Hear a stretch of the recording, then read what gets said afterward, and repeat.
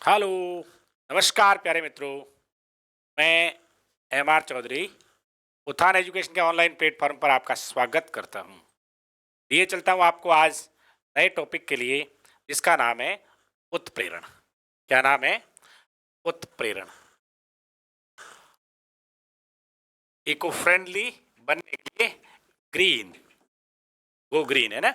उत्प्रेरण क्या है? कल हमने उत्प्रेरक के बारे में चर्चा की थी। वंस रिवाइज करता हूं मैं। वह रासायनिक पदार्थ जो अभिक्रिया में सूक्ष्म मात्रा में उपस्थित रहकर अभिक्रिया के वेग को बदल देता है, लेकिन स्वयं के भौतिक और रासायनिक गुणों में किसी प्रकार का परिवर्तन नहीं होता है, उत्प्रेरक कहलाता है। अब इससे आगे वाली बात, उत्प्रेरक द्वारा अभिक्रिया के वेग को परिवर्तित करने का गुण उत्प्रेरण कहलाता है। क्या कहा मित्रों? मैंने ये कहा, उत्प्रेरक द्वारा अभिक्रिया के वेग को, उत्प्रेरक द्वारा अभिक्रिया के वेग को बदलने, परिवर्तित करने का गुण, घटना, परिघटना या प्रक्रम उत्प्रेरण कहलाता है। समझ आ गई बात? उत्प्रेरण क्या है? उत्प्रेरक का गुण है। उत्प्रेरण क्या है? उत्प्रेरक की प्रॉपर्टी है। वह गुण जिससे उत्प्रेरक अभिक्रिया के वेग को बदलता है, उत्प्रेरण कहलाता है। ठीक है मित्रों, उत्प्रेरण के प्रकार के बारे में चर्चा करेंगे। उत्प्रेरण के प्रकार, इसके बारे में चर्चा करने वाले मित्रों, उत्प्रेरण के प्रकार। तो उत्प्रेरक को दो आधारों पर वर्गीकृत करते हैं। एक उसकी क्रियाशीलता के आधार पर, यानी वो अभिक्रिया के वेग में किस प्रकार का परिवर्तन करता है, उसकी भूमिका कैसी है, और एक भौतिक अवस्था के आधार पर। तो हम पहली बात करते हैं भौतिक अवस्था के आधार पर। भौतिक अवस्था के आधार पर, किसके आधार पर मित्रों? भौतिक अवस्था के आधार पर। अब यहां ध्यान देना, भौतिक अवस्था से मतलब है ठोस, द्रव, गैस। भौतिक अवस्था के आधार पर उत्प्रेरकों को दो वर्गों में बांटा गया है। भौतिक अवस्था के आधार पर उत्प्रेरण को, उत्प्रेरक नहीं, उत्प्रेरण को, उत्प्रेरक की प्रवृत्ति को दो भागों में बांटा गया है। एक है समांगी उत्प्रेरण। क्या है मित्रों? समांगी उत्प्रेरण। और दूसरा है विसमांगी उत्प्रेरण। हम पढ़ रहे हैं मिशन मेरिट 2023 और आप सीख रहे हैं ये महत्वपूर्ण प्रश्न, कई बार ये एग्जाम में आया है कि समांगी और विषमांगी उत्प्रेरण में क्या अंतर है, उदाहरण देकर स्पष्ट कीजिए। तो हम स्पष्ट करते हैं। समांगी यानी जिसके अंग समान हो। अब यहां रासायनिक अभिक्रिया में कौन कौन से अंग समान होंगे मित्रों, ध्यान देना। वह उत्प्रेरण या वह अभिक्रिया जिसमें अभिकारक और उत्प्रेरक, मित्रों ध्यान देना, अभिकारक मीन्स रिएक्टेंट और उत्प्रेरक यानी कैटलिस्ट, दोनों समान अवस्था में हो। दोनों की भौतिक अवस्था समान हो। दोनों की क्या समान हो? भौतिक अवस्था कैसी हो? एक जैसी हो, समान हो। दोनों ही ठोस हो, दोनों ही गैस हो, दोनों ही लिक्विड या तरल हो, तो उसे कहेंगे समांगी उत्प्रेरण। एग्जाम्पल ये चलते हैं हम, उदाहरण के द्वारा ये बात हमें बहुत अच्छे से स्पष्ट हो जाएगी। सीसा कक्ष द्वारा, सीसा कक्ष संपर्क विधि द्वारा H2SO4 निर्माण की जो हमारे पी ब्लॉक एलिमेंट की एक महत्वपूर्ण प्रश्न है, उसको देखें तो उसमें हम क्या करते हैं, सल्फर डाइऑक्साइड का ऑक्सीकरण ऑक्सीजन गैस द्वारा सल्फर ट्राइऑक्साइड में करते हैं। तो यहाँ अभिकारक सल्फर डाइऑक्साइड, अभिकारक ऑक्सीजन गैसीय अवस्था में, और इस अभिक्रिया में लिया जाने वाला उत्प्रेरक यदि गैसियस हो, क्या हो? गैसियस हो, अभिकारक और उत्प्रेरक की भौतिक अवस्था समान हो, समांगी उत्प्रेरण कहलाता है। ये समांगी उत्प्रेरण का पहला एग्जाम्पल। दूसरा उदाहरण लेते हैं मित्रों, एस्टर का अम्लीय जल अपघटन। एस्टर का अम्लीय जल अपघटन, मित्रों समझ रहे हैं ना? तो हम एस्टर लिखें CH3COOC2H5 एथिल एसीटेट, उसका अम्ल के द्वारा जल अपघटन करें किसी अम्ल की उपस्थिति में, तो हमारा HCl हाइड्रोक्लोरिक अम्ल जलीय या H2SO4 हो सकता है। यहां ध्यान देने की बात मित्रों ये है कि यहां पर एस्टर भी लिक्विड है, जल भी लिक्विड है, और ये जो अम्ल है ये जलीय विलयन के रूप में, ये भी तरल अवस्था में है। तो इससे बनने वाला उत्पाद, इससे बनने वाला हमारा उत्पाद वो क्या होगा, वो ये लिखता हूं मैं यहां पर, वो होगा CH3COOH और C2H5OH। मित्रों ध्यान दे रहे हैं, उत्पाद की अवस्था कैसी है, इसको नजरअंदाज करना है या मैं ध्यान माइंड नहीं करना है, लेकिन यह ध्यान देने वाली बात यह है, यदि अभिकारक और उत्प्रेरक दोनों समान भौतिक अवस्था में हो तो वो कहलाएगा समांगी उत्प्रेरण। थर्ड एग्जांपल और ले लेते हैं, उदाहरण पूछते हैं, हम 3 कर लेते हैं, ठीक है ना। तो एल्कोहल वाले पार्ट में हमने समझ रखा, पढ़ रखा है, कार्बोहाइड्रेट ग्लूकोज वाले पार्ट में पढ़ रखा है शर्करा का प्रतिपन्न या अम्लीय जल अपघटन। अज का मित्रों अर्थ है अम्लीय जल अपघटन। ये देखें हम तो शर्करा के रूप में हम सुक्रोज लेते हैं, क्या लेते हैं, सुक्रोज। सुक्रोज का फॉर्मूला C12H22O11। अब इसका करते हैं जल अपघटन, अम्ल की प्रेजेंस में H2SO4 की उपस्थिति में करते हैं। अब ध्यान देने वाली बात यह है कि यहाँ जो सुक्रोज है इसका जलीय विलयन इस्तेमाल करते हैं, ये भी तरल अवस्था में, पानी लिक्विड है ही, और अम्ल का भी जलीय विलयन, तीनों की भौतिक अवस्था एक ही है। अभिकारक और उत्प्रेरक की भौतिक अवस्था समान है, इसलिए हमारे पास कहने के लिए ये बात मिलती है कि हमारे जो उत्प्रेरण की क्रिया है वो समांगी है। कैसी है, समांगी। जब हम सुक्रोज का शर्करा का एक्सु शर्करा का अम्लीय जल अपघटन करते हैं तो ग्लूकोज और फ्रक्टोज प्राप्त होता है। खैर हमें समझना क्या है, समझना ये है कि अभिकारक और उत्प्रेरक की भौतिक अवस्था समान हो तो उस उत्प्रेरण को समांगी उत्प्रेरण कहते हैं। मेरा मकसद आप समझ गए। अब आते हैं विषमांगी उत्प्रेरण में। इसमें विषमांगी उत्प्रेरण है मित्रों, इसका स्क्रीनशॉट या फोटो ले लें, मैं अगले पेज पर लिए चलता हूं।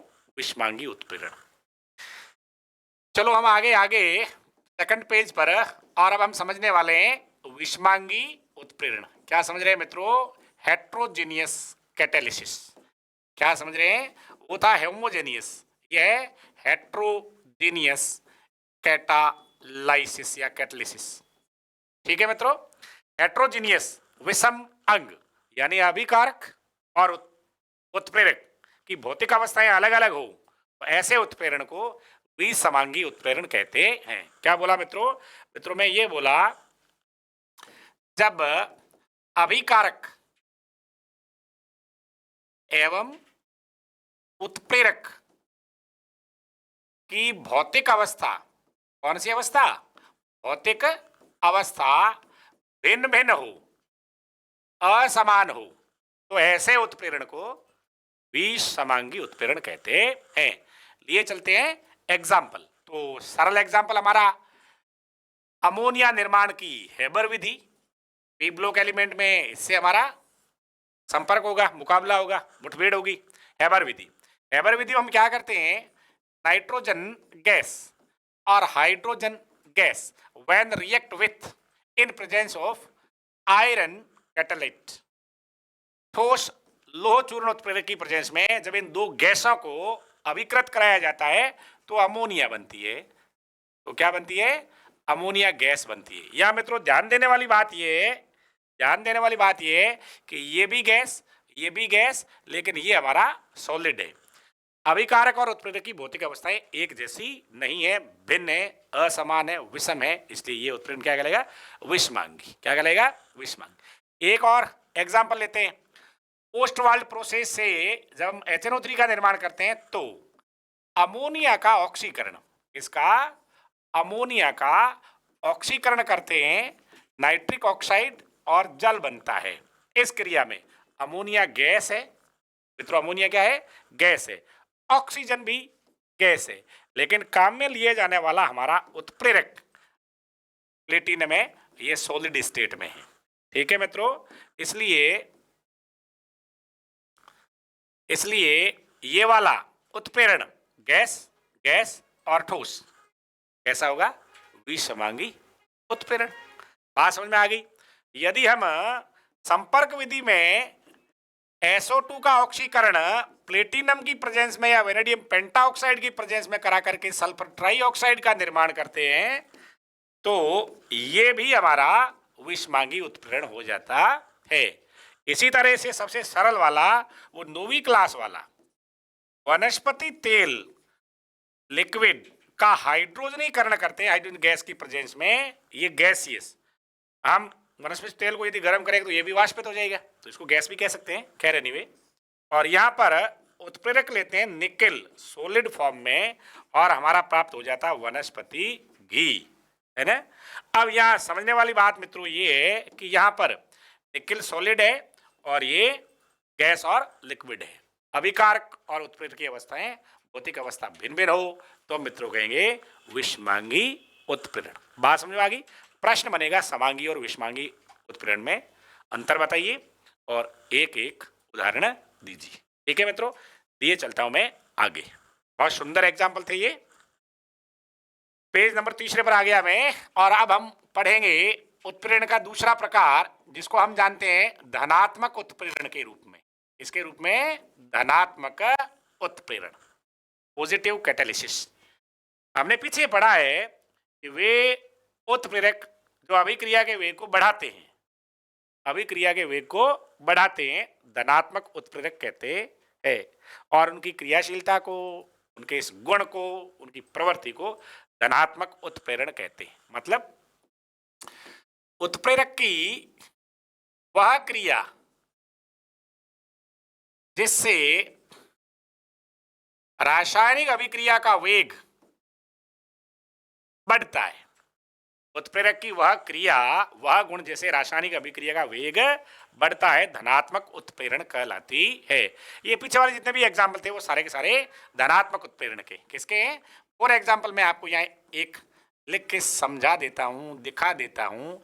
जब नाइट्रोजन और हाइड्रोजन की क्रिया आयरन उत्प्रेरक की प्रेजेंस में करते हैं, इसकी प्रेजेंस में, आयरन उत्प्रेरक की प्रेजेंस में करते हैं, तो ये अभिक्रिया के वेग को यानी अमोनिया उत्पादन की दर को, प्रोडक्शन रेट ऑफ अमोनिया को इंक्रीज करता है, बढ़ाता है, इसलिए धनात्मक उत्प्रेरण है। इस क्रिया को क्या कहते हैं, धनात्मक उत्प्रेरण। और इस उत्प्रेरक को क्या कहते हैं, धनात्मक उत्प्रेरक। ध्यान देना मित्रों, ये धनात्मक उत्प्रेरक है। क्या है, धनात्मक उत्प्रेरक। और ये संपूर्ण प्रोसेस है, ये संपूर्ण प्रोसेस है जो ये यहां से लेकर यहां तक, इसको बोलते हैं ये वाला धनात्मक उत्प्रेरण। ठीक है मित्रों, ये चलते हैं आपको आगे। अगला लेते हैं हम ऋणात्मक उत्प्रेरण। ऋणात्मक उत्प्रेरण बात करें मित्रों समझने की, तो ऋणात्मक उत्प्रेरण वह उत्प्रेरकीय क्रिया जिससे अभिक्रिया का वेग घटता है, डिक्रीज होता है, कम होता है, ऋणात्मक उत्प्रेरण कहलाती है। उत्प्रेरक का वह गुण, वह प्रवृत्ति जिससे किसी रासायनिक अभिक्रिया के वेग में कमी आती है। क्या कहूं मैं, जिस क्रिया में उत्प्रेरक द्वारा अभिक्रिया के वेग में, यानी अभिक्रिया के वेग में कमी लाई जाती है या कमी उत्पन्न की जाती है, उसको ऋणात्मक उत्प्रेरण कहते हैं। यानी उत्प्रेरक की वह क्रिया जिससे किसी रासायनिक अभिक्रिया का वेग घट जाता है, क्या हो जाता है, उसे ऋणात्मक उत्प्रेरण कहते हैं। तो ऋणात्मक उत्प्रेरण के लिए हमारे पास एग्जाम्पल, जब हम हाइड्रोजन परऑक्साइड का अपघटन करते हैं ग्लिसरॉल की वजह से उपस्थिति में, ग्लिसरॉल, HCN, पराबैंगनी रेज, ये ऋणात्मक उत्प्रेरण का काम करते हैं। ग्लिसरॉल की प्रेजेंस में करते हैं तो अपघटन की दर है वो धीमी हो जाती है। ये वाला हमारा जो ग्लिसरॉल है वो मित्रों कैसा उत्प्रेरक है, ऋणात्मक। कैसा है, नेगेटिव कैटालिसिस है, इसलिए इसके गुण को, इसकी प्रवृत्ति को ऋणात्मक उत्प्रेरण कहते हैं। समझ रहे हैं ना।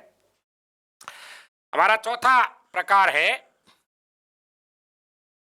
स्वतः उत्प्रेरण। स्वतः उत्प्रेरण, स्वतः उत्प्रेरक में हमने देखा था कि रासायनिक अभिक्रिया में बनने वाला उत्पाद खुद स्वयं यदि उत्प्रेरक का काम करे, उस पदार्थ को स्वतः उत्प्रेरक कहते हैं। या मसला ये है, वह अभिक्रिया, वह उत्प्रेरकीय अभिक्रिया जिसमें अभिक्रिया में बना उत्पाद अभिक्रिया के वेग को परिवर्तित करे स्वतः उत्प्रेरण कहलाती है। परिभाषा लिखता हूं, वह उत्प्रेरकीय क्रिया जिसमें किसी अभिक्रिया यानी रासायनिक अभिक्रिया में बना उत्पाद स्वयं ही उत्प्रेरक का कार्य करे। इसका कार्य करे, उत्प्रेरक का कार्य करे, तो यह घटना, यह गुण, यह प्रवृत्ति स्वतः उत्प्रेरण कहलाती है। क्या कहलाती है? स्वतः उत्प्रेरण कहलाती है। उम्मीद कर रहा हूं आप समझ पा रहे हैं। ठीक है, स्वतः उत्प्रेरण क्या हो गया? स्वतः उत्प्रेरण। एग्जाम्पल लेते हैं इसका। जब हम पोटेशियम परमैंगनेट और ऑक्जेलिक अम्ल की क्रिया करवाते हैं H2SO4 की उपस्थिति में, तो जिससे मैग्नेस सल्फेट बनता है, पोटेशियम सल्फेट बनता है, कार्बन डाइऑक्साइड बनती है और जल बनता है। खैर, हमें यह समझना क्या है, जब ऑक्जेलिक अम्ल का ऑक्सीकरण KMnO4 द्वारा अम्लीय माध्यम में करवाते हैं तो प्रारंभ में अभिक्रिया का वेग धीमा होता है। सुन रहे मित्रों, प्रारंभ में अभिक्रिया का वेग मंद होता है, लेकिन जब ये बन जाता है, जब ये मैग्नेस सल्फेट या Mn2+ बन जाता है, इसके निर्माण होते ही अभिक्रिया का वेग ऑटोमेटिक, यकायक, अचानक एकदम बढ़ने लगता है। क्यों? इसलिए क्योंकि मैग्नेस सल्फेट है वो उत्प्रेरक की भूमिका में आ जाता है।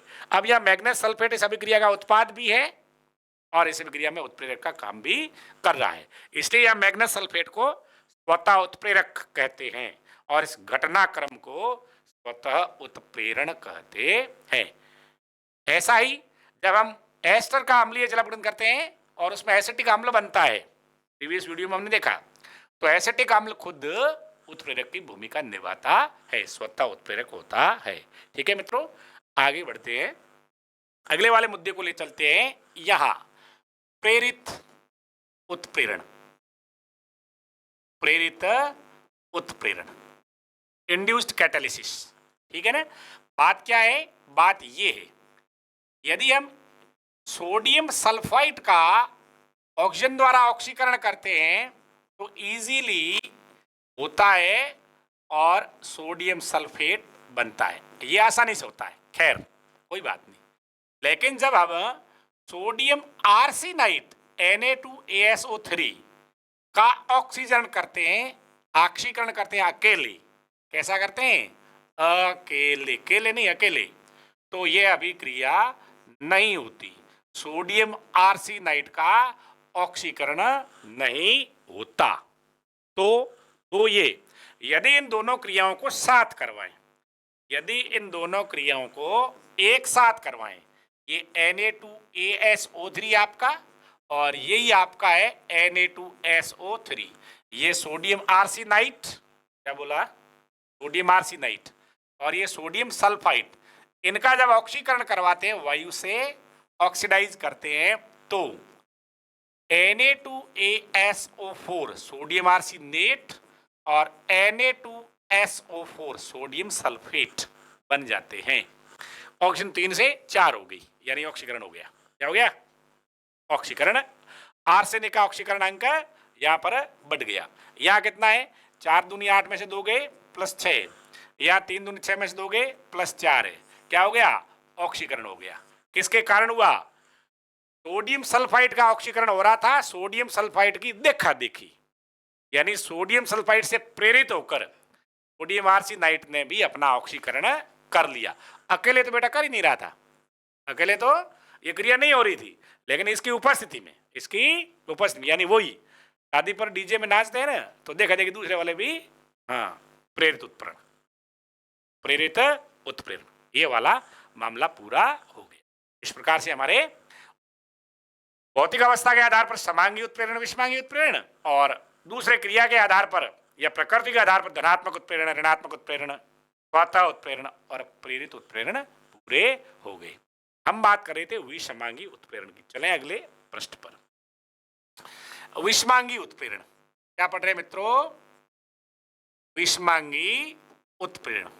विषमांगी उत्प्रेरण किस प्रकार होता है, इसकी क्रिया विधि जानते हैं। क्या जानते हैं? क्रिया विधि। तो हमारा टॉपिक आप पढ़ा, आप टपक गया, विषमांगी उत्प्रेरण का अधिशोषण सिद्धांत। वैज्ञानिकों ने भिन्न भिन्न समय पर अलग अलग सिद्धांत द्वारा उत्प्रेरण की क्रिया विधि को स्पष्ट करने का प्रयास किया। मित्रों ध्यान देना, विभिन्न वैज्ञानिकों ने समय समय पर उत्प्रेरक की क्रियाशीलता स्पष्ट करने के लिए कई सिद्धांत दिए। ठीक है ना? उनमें सबसे जो प्राचीन सिद्धांत था उसका नाम है अधिशोषण सिद्धांत। क्या नाम है? अधिशोषण सिद्धांत। अब मैंने प्राचीन शब्द लिख दिया है तो आप बोलेंगे प्राचीन अधिशोषण सिद्धांत।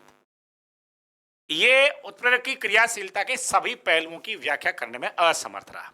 तो बाद में एक नया सिद्धांत आ गया जिसका नाम था मध्यवर्ती यौगिक निर्माण सिद्धांत। मध्यवर्ती यौगिक निर्माण सिद्धांत। मित्रों समझ पा रहे हैं ना? भिन्न भिन्न समय पर कई सिद्धांत दिए गए, ये दोनों अलग अलग दिए गए, लेकिन बाद में आज हम जिसकी चर्चा कर रहे हैं ये जो सिद्धांत है विषमांगी उत्प्रेरण का अधिशोषण सिद्धांत, इसमें इन दोनों सिद्धांतों का संयोजन है। इन दोनों सिद्धांतों का क्या है? संयोजन।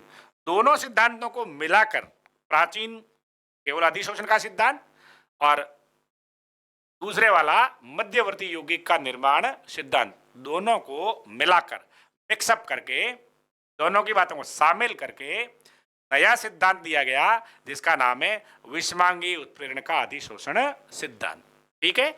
यह उत्प्रेरक की क्रिया उत्प्रेरक की सतह पर संपन्न होती है, इस बात को मानता है। इस सिद्धांत में यह माना जाता है कि उत्प्रेरण की क्रिया या उत्प्रेरण अभिक्रिया उत्प्रेरक के पृष्ठ पर, उत्प्रेरक के किस पर? पृष्ठ, सरफेस या बोले सतह पर संपन्न होती है। Clear cut? यानी उत्प्रेरक की सतह पर अभिकारक आपस में जुड़ते हैं, क्रिया करते हैं, उत्पाद बनाते हैं, मौज करते हैं। ठीक है ना? अब हम समझते हैं। हम अब मित्रों ये समझेंगे कि इस आपके प्यारे वाले सिद्धांत के 5 पद हैं। विषमांगी उत्प्रेरण सिद्धांत के 5 स्टेप है। वो 5 स्टेप क्या है वो अब समझते हैं। मेन स्टेप तो 3 ही है, लेकिन अकॉर्डिंग टू एनसीईआरटी बुक, ठीक है ना, हम पढ़ते हैं 5। कितने पढ़ रहे हैं? 5। पहला, नंबर 1, उत्प्रेरक के पृष्ठ पर, उत्प्रेरक के पृष्ठ पर कौन आता है? अभिकारक। तो उत्प्रेरक के पृष्ठ पर अभिकारक, अब तो मैं अभिकारक लिख रहा हूं लेकिन अगले पद में मैं अभिकारक की जगह केवल आर लिखूंगा। अभिकारक अणु का विसरण। दूसरा स्टेप, अभिकारक अणु उत्प्रेरक के चारों ओर आ रहे हैं, घूम रहे हैं। यह उत्प्रेरण का पहला पद, विषमांगी उत्प्रेरण सिद्धांत का पहला पद। ठीक है? दूसरा है उत्प्रेरक के पृष्ठ पर, पहले विसरण हो गया, अब दूसरा उत्प्रेरक के पृष्ठ पर अभिकारक का अधिशोषण। पहले में क्या हुआ मित्रों? विसरण। दूसरे में क्या होगा? यानी पहले तो आया, उन्होंने इधर उधर नजर मारी, देखा या निंगे दीवी, अब चिपक रहे हैं। किससे चिपक रहे हैं? उत्प्रेरक की मुक्त संयोजकताओं से। और चिपक कर क्या करेंगे? सक्रिय मध्यवर्ती का निर्माण। सक्रिय मध्यवर्ती यौगिक का, सक्रिय मध्यवर्ती यौगिक का निर्माण, यानी क्रिया अब हो रही है। इस तीसरे स्टेप को हम मानते हैं क्रिया होना। क्या मानते हैं मित्रों? क्रिया होना। चौथे स्टेप में क्या होगा? चौथे स्टेप में उत्पाद का निर्माण होगा, विशोषण होगा। मध्यवर्ती से उत्पाद का निर्माण एवं विशोषण, डिसॉर्प्शन, यानी अब जो जुड़ा हुआ अणु है वो निकलेगा। और पांचवा और अंतिम पद पहले पद जैसा है, उत्पाद का उत्प्रेरक अणु के सतह से विसरण। उत्पाद का उत्प्रेरक सतह से विसरण यानी दूर चले जाना। विशोषण यानी हटना, और विसरण यानी वहां से रवाना हो जाना कि मेरा काम तो हो गया। अब मित्रों एक एक करके समझे। पहला पद क्या है? उत्प्रेरक के पृष्ठ पर अभिकारक अणु का विसरण। विसरण का मतलब अभिकारक अणु आएंगे उत्प्रेरक की सतह के चारों ओर। ये माना कि उत्प्रेरक है तो ये चारों ओर ऐसे आएंगे। फिर क्या होगा? उत्प्रेरक के पृष्ठ पर अभिकारक का अधिशोषण। अब अभिकारक अणु उत्प्रेरक की सतह पर जो मुक्त संयोजकता या सक्रिय केंद्र है वहां चिपकेंगे, अधिशोषित होंगे, एकत्र होंगे, से बंध बनाकर जुड़ेंगे। तीसरा, मध्यवर्ती यौगिक का निर्माण। जब अलग अलग अणु पास पास अधिशोषित हो जाएंगे तो आपस में क्रिया करेंगे, क्रिया करके एक एक्टिव और अनस्टेबल सक्रिय अस्थायी मध्यवर्ती यौगिक का निर्माण कर देंगे। फिर वो मध्यवर्ती यौगिक उत्पाद बदल जाएंगे और उत्पाद अपना काम हो गया तो उत्पाद विशोषित होगा और विशोषित होकर के विसरण द्वारा अलग हट जाएगा। मित्रों मैं इसको इस तरह से समझा सकता हूं।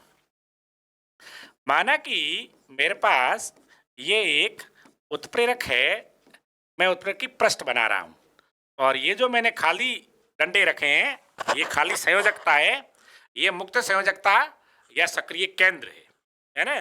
तो मैं ये कह दूं तो आपको अच्छा लगना चाहिए, ये मुक्त संयोजकता है किसकी?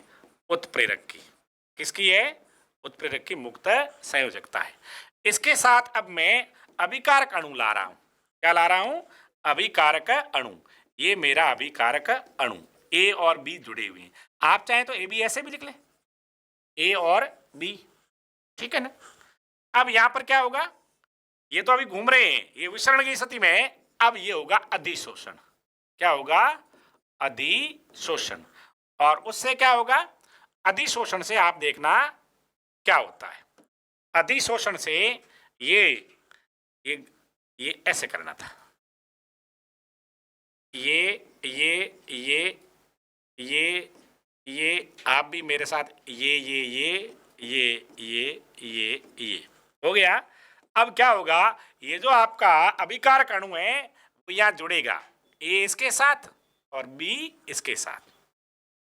यानी ए और बी के जो अलग अलग थे तो भूल से मैंने ये एक साथ बना दिए।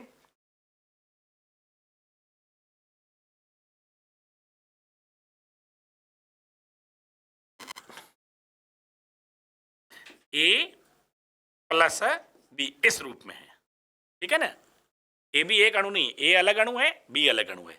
अब ये ए बी, ए जहां अधिशोषित हुआ उसके पास में ही बी हो गया। ए के पास ए हो सकता है, बी के पास बी हो सकता है, लेकिन ए पास पास में हो जाएंगे या बी पास पास अधिशोषित हो जाएंगे तो वो आपस में क्रिया नहीं कर पाएंगे। इसलिए ये फेवरेबल कंडीशन है, अनुकूल परिस्थिति है। जब अलग अलग अणु पास पास अधिशोषित हो जाते हैं तो अब इनके बीच में क्या होगी? क्रिया। और इस क्रिया से बनेगा क्या मित्रों? मध्यवर्ती। क्या बनेगा? मध्यवर्ती का निर्माण होगा। कैसे होगा? अब इस बात को देखना है ना। आओ इधर,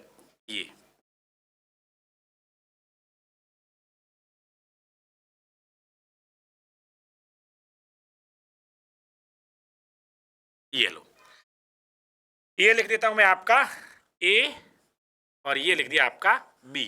अब ये आपस में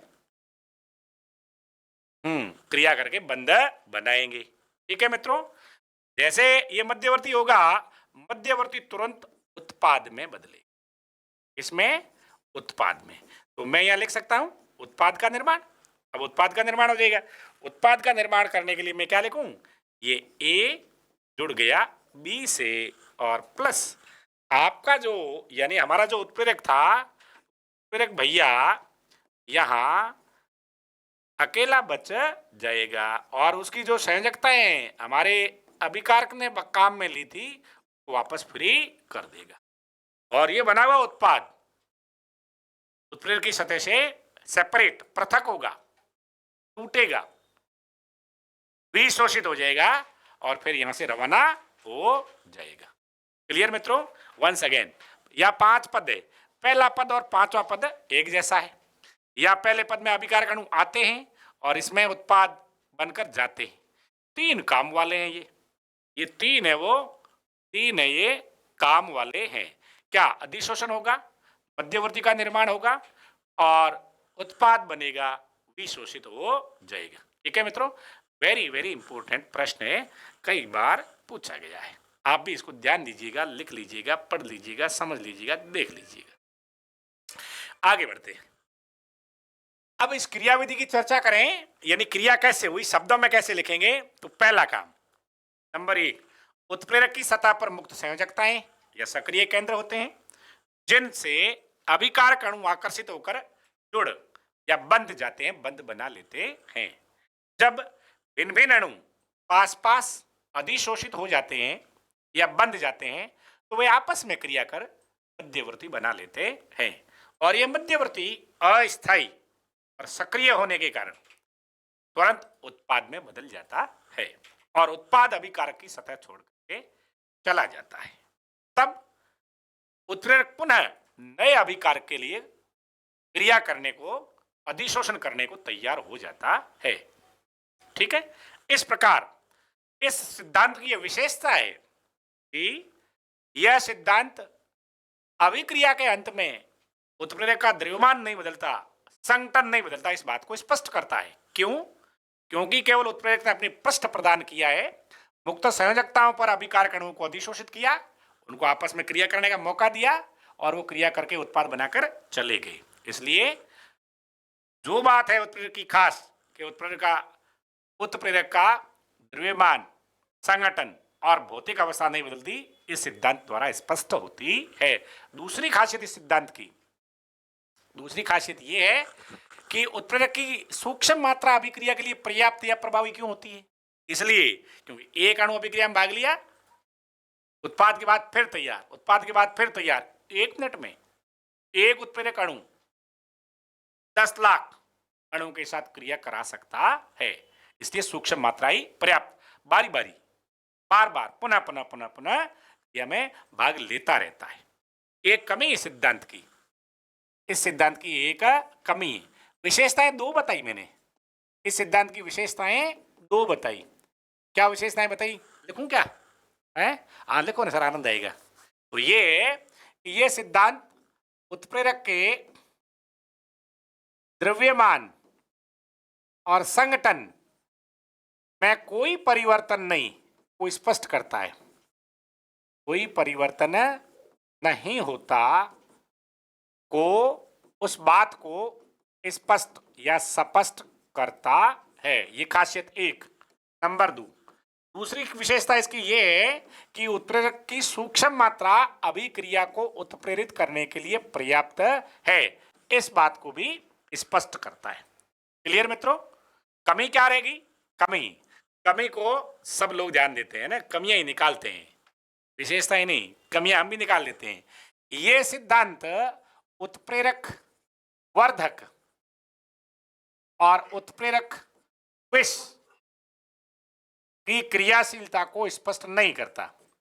उत्प्रेरक वर्धक और उत्प्रेरक विष की क्रियाशीलता को स्पष्ट नहीं कर सकता। ये सिद्धांत की मोटी कमी है। ठीक है ना? उत्प्रेरक वर्धक किस प्रकार उसकी उत्प्रेरक की क्रियाशीलता बढ़ाता है और विष किस प्रकार उत्प्रेरक की क्रियाशीलता घटाता है। ये बात विषमांगी उत्प्रेरण का अधिशोषण सिद्धांत समझा नहीं सकता। खैर कोई बात नहीं, प्रश्न आए तो तैयार है ना, चिंता नहीं करने का। ये चलता हूं मैं आपको आगे, जहां पर आपका प्रश्न बनने की संभावना है, ठोस उत्प्रेरकों की विशेषताएं।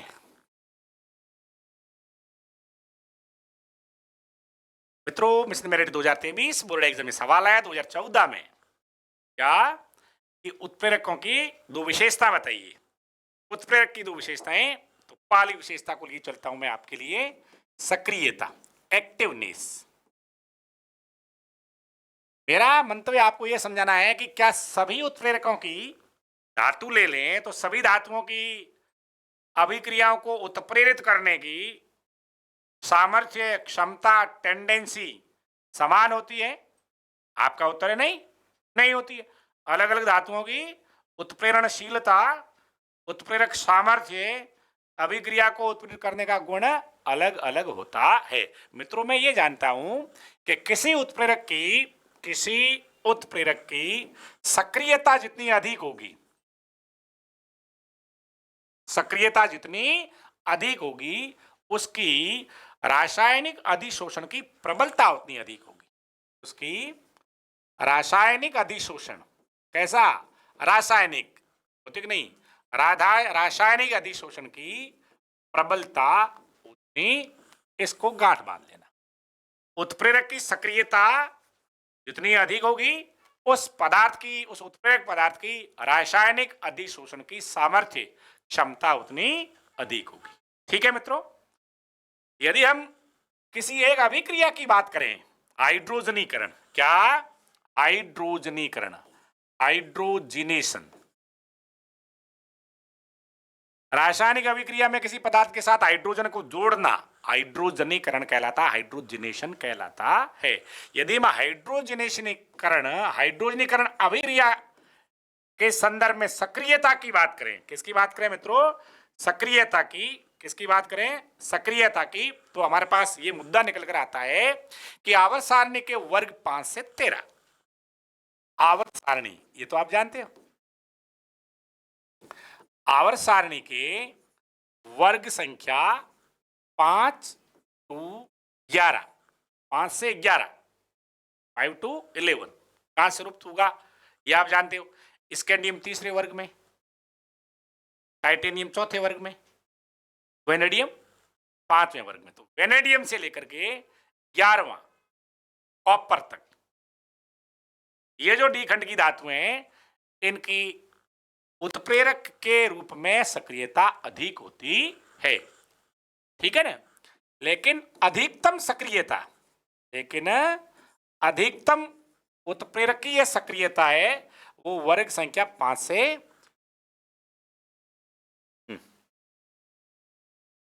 कई बार जबान है वो गलत बोल जाती है, लेकिन अधिकतम सक्रियता है वो वर्ग संख्या 7 से 9 तक होती है। कहां से कहां होती है? 7 to 9।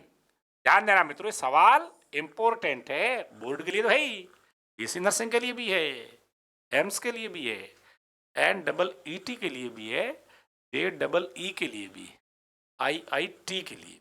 ठीक है ना? इंपॉर्टेंट बात है ये। ठीक है मित्रों, तो ये हुई उत्प्रेरक की सक्रियता। ओके, अगली बात करते हैं, अगला गुण लेते हैं। अगला गुण उसी अंदाज में, उसी कलर में हमारा दूसरा, वो है वर्णात्मकता। ये इंपॉर्टेंट टॉपिक है बच्चों, और परीक्षा में आ गया ना तो ये आसानी से समझ में या लिखने में आता नहीं है। समझ में तो अभी आ जाएगा, इसकी औकात नहीं कि समझ में नहीं आए मैं समझाऊं, लेकिन एग्जाम के दौरान है ना, पता नहीं बच्चों को क्यों परेशान करता है। सेलेक्टिविटी भी बोलते हैं वर्णात्मकता को, इसको चयनात्मकता भी बोलते हैं। क्या बोलते हैं? चयनात्मकता। आप चयनात्मकता का अर्थ जानते हैं क्या? बायो वाले स्टूडेंट तो जानते हैं, मैथ्स वाले तो वैसे टैलेंट होते हैं। प्लाज्मा झिल्ली या कोई भी अर्ध पारगम्य झिल्ली, सेमी परमिएबल मेम्ब्रेन की ये खासियत होती है कि वो विलायक के अणुओं को ही अपने अंदर से पारगमित होने देती है, पास होने देती है, अन्य को नहीं। यानी चौकीदार की तरह काम करती है। इसकी तरह चौकीदार हर आदमी को अंदर नहीं जाने देता, रोकता है, जस्टिफाई करता है, और जो योग्य है, उपद्रवी नहीं है, उसको अंदर जाने देता है। प्लाज्मा झिल्ली भी, यह सभी अर्ध पारगम्य झिल्लियां विलायक के अणुओं को अंदर जाने देती है, विलय के अणुओं को अंदर या इधर से उधर, उधर से इधर जाने नहीं देती। ये उनकी सेलेक्टिविटी है, यानी पहले सेलेक्ट करती है फिर जाने देती है, क्रिया करने देती है। ठीक है मित्रों, तो यहां मैं ये कहना चाहता हूं आपको, क्या कहना चाह रहा हूं मैं आपको? ये कहना चाह रहा हूं कि अलग अलग उत्प्रेरक किसी एक ही क्रिया को उत्प्रेरित करें, किसी एक ही प्रकार के अभिकारक, एक ही प्रकार के अभिकारकों को उत्प्रेरित करे तो उनके उत्पाद अलग अलग होंगे। अरे तो उनसे प्राप्त होने वाले यानी उनके उत्पाद अलग अलग होंगे, भिन्न भिन्न होंगे। मित्रों ध्यान देना, क्या बोल रहा हूं मैं? अलग अलग उत्प्रेरक एक ही एक प्रकार के अभिकार के अभिक्रिया को उत्प्रेरित करें तो बनने वाले उत्पाद अलग होंगे। ठीक है, ये बोर्ड एग्जाम का सवाल है शायद 2012-14 का। मैं एक अभिक्रिया लेता हूं जिसमें कार्बन मोनोऑक्साइड, जिसमें कार्बन मोनोऑक्साइड क्रिया करती है किसके साथ? हाइड्रोजन के साथ। हाइड्रोजन के अलग अलग मात्रा में के साथ। अब हम उत्प्रेरक लें, यदि मैं निकल अच्छा अलग पेन से लिखता हूं, निकल उत्प्रेरक लें तो क्या होगा? यदि मैं कॉपर ऑक्साइड, जिंक ऑक्साइड और क्रोमियम ट्राइऑक्साइड Cr2O3 ये लूं, या फिर मैं क्या ले लूं? कॉपर उत्प्रेरक केवल Cu पाउडर ले लूं, तो अब बनने वाले उत्पाद देखना, उत्पाद देखना। इससे उत्पाद बनेगा मेथेन और जल।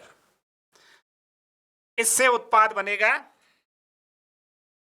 CH3OH कास्ट स्प्रिट, और इससे उत्पाद बनेगा HCHO। मित्रों ध्यान दो, कंसंट्रेट होकर के शार्प माइंड से, बाज की तरह है ना, इधर ध्यान देना। कार्बन मोनोऑक्साइड और हाइड्रोजन अभिकारक तो एक जैसे, लेकिन उत्प्रेरक अलग लिए हमने। क्या किया?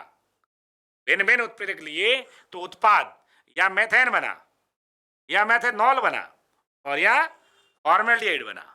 उत्प्रेरक अलग, उत्प्रेरक अलग तो उत्पाद भी अलग। यानी एक उत्प्रेरक एक रासायनिक अभिक्रिया को ही उत्प्रेरित करता है। एक उत्प्रेरक एक विशिष्ट प्रकार के उत्पाद का निर्माण करता है, सभी अभिक्रियाओं को उत्प्रेरित नहीं करता, सभी प्रकार के उत्पाद नहीं बनता। इसे बोलते हैं वर्णात्मकता। क्या बोलते हैं? वर्णात्मकता। ठीक है ना? मजा जरूर आया होगा। बढ़े आगे, स्क्रीनशॉट ले लो, जो करना हो कर लो। बढ़ता हूं आगे। हाँ गई ये करें, स्क्रीनशॉट आते नहीं है, आते नहीं तो पेन से लिख लो, तो स्क्रीनशॉट कोई रोकने वाला नहीं है। आगे बढ़ते, वर्णात्मकता की बात की तो अब मेरे दिमाग में आ जाता है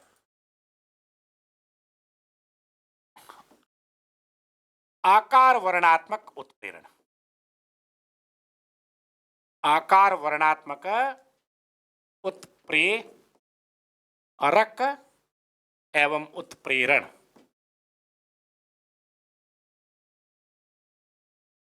आर यू रेडी? यस और नो? यस, नो कैसे? नो हो ही नहीं सकता, इतने प्यारे समझदारे बच्चे। ठीक है मित्रों, आकार वर्णात्मक उत्प्रेरण क्या पढ़ने वाले हैं? आकार वर्णात्मक उत्प्रेरण। पहले हम इसको जाने, आकार वर्णात्मक उत्प्रेरक क्या है। मित्रों ध्यान देना, वे उत्प्रेरक जो अभिकारक अणु से आकार, साइज के आधार पर क्रिया करे। इसके आधार पर साइज, इसके आधार पर, साइज के आधार पर क्रिया करे, उनको क्या कहेंगे? आकार वर्णात्मक उत्प्रेरक। यानी वे पदार्थ या उत्प्रेरक जो अभिकारक अणुओं की आकार एवं आकृति के अनुसार उनके साथ रासायनिक अभिक्रिया कर उत्पाद का निर्माण करें, आकार वर्णात्मक उत्प्रेरक कहते हैं। यानी उत्प्रेरक की सतह पर एक निश्चित आकार के रंध्र, कोटर, सक्रिय केंद्र, तो संयोजकता होती है, जिनका आकार निश्चित होता है। क्या निश्चित होता है? आकार, छोटा या मोटा। ठीक है ना? और ये आकार नॉर्मली 260 से 740 nm माना गया है। ठीक है ना? यानी उत्प्रेरक की सतह पर जो मुक्त संयोजकताएं या कोटर हैं, रंध्र हैं, सक्रिय केंद्र हैं, उनका आकार निश्चित होता है। उतने आकार वाले, उसी सेम साइज वाले, उतने छोटे या उतने बड़े अभिकारक अणु आते हैं, उसमें फिट हो जाते हैं, अधिशोषित हो जाते हैं, और फिर वह आपस में सिद्धांत के अनुसार क्रिया करके उत्पाद बनाते हैं। तो ऐसे उत्प्रेरकों को तो आकार के आधार पर क्रिया करते हैं। तो ध्यान देना, आकार, अभिकार कणों के आकार के आधार पर क्रिया करते हैं, क्रिया संपन्न कराते हैं, आकार वर्णात्मक उत्प्रेरक कहते हैं। तो उत्प्रेरण क्या है? सुनना, वह उत्प्रेरक की क्रिया, मैं अब इसकी परिभाषा लिख ही देता हूं। वह उत्प्रेरक की क्रिया बोलूं या अभिक्रिया बोलूं कोई फर्क नहीं पड़ता है, जो उत्प्रेरक की रंध्र संरचना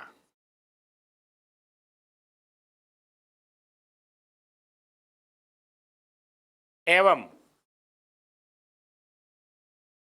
आकार, भले मैं इसको आकृति बोलूं, ठीक है ना, तथा अभिकारक अणुओं के या अभिकारकों अभिकारकों के आकार पर निर्भर करती है। अभिकारकों के इस पर आकार पर निर्भर करती है, आकार वर्णात्मक उत्प्रेरण कहलाती है। इसको समझें, इसको देखें, इसको सीखें। वह उत्प्रेरक की क्रिया, पहली बात, जो उत्प्रेरक की रंध्र संरचना एवं आकार तथा अभिकारकों के आकार पर निर्भर करती है, उसे आकार वर्णात्मक उत्प्रेरण कहते हैं। उम्मीद करता हूं आप समझ गए। ऐसे उत्प्रेरकों को जियोलाइट कहते हैं। क्या कहते हैं? जियोलाइट में, जियोलाइट।